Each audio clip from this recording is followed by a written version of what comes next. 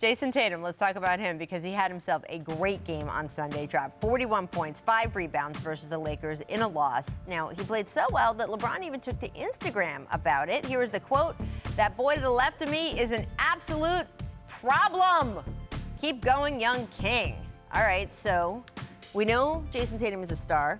He had that phenomenal rookie season where we all thought, man, he is about to catch fire. Almost got to the NBA Finals, 7 games against LeBron James, had some great moments in that series. Are we now watching him possibly becoming a legit superstar? Yes, we are. I think he's making the leap to superstardom, and I don't remember the last time in a season, in the middle of a season, we all sort of collectively witnessed together like, ooh, this guy's figuring it out. It might have been Kawhi in his first year is transitioning to a real superstar.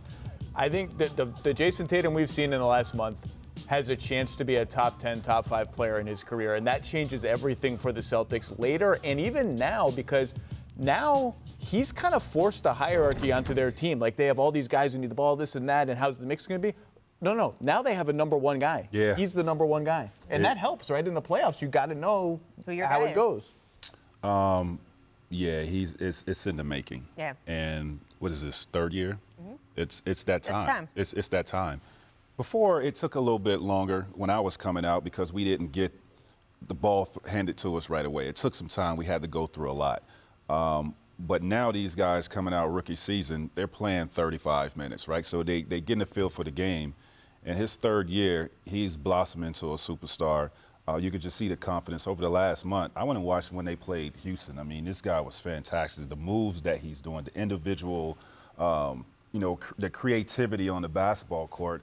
You could see he's extremely confident right now, and he's separating himself from the other players on the team to let everybody know he is that number one option and he is that guy. So I need to see it in the playoffs. I don't want to give him superstar right now until I see what he does in the playoffs. He seems to like the big stage, though, to your point, and always has since he was a rookie. He's a really good defensive player, which I think people were slow to realize. He's a really good defensive player. The next step for him is how good of a passer can he become? Can he become a 5 assists, 6 assists a game kind of guy? Because if he gets that without sacrificing a lot of his scoring, then you have a super duper star. Yeah. I give him a lot of credit, too, because last season was not easy. The problems in Boston overall are well documented. But even with him specifically, remember all the noise he was hearing about, man, you're shooting too much, you work with Kobe, too much ISO, all the criticism. And obviously he got caught in some of the crossfire with the chemistry issues with Kyrie Irving.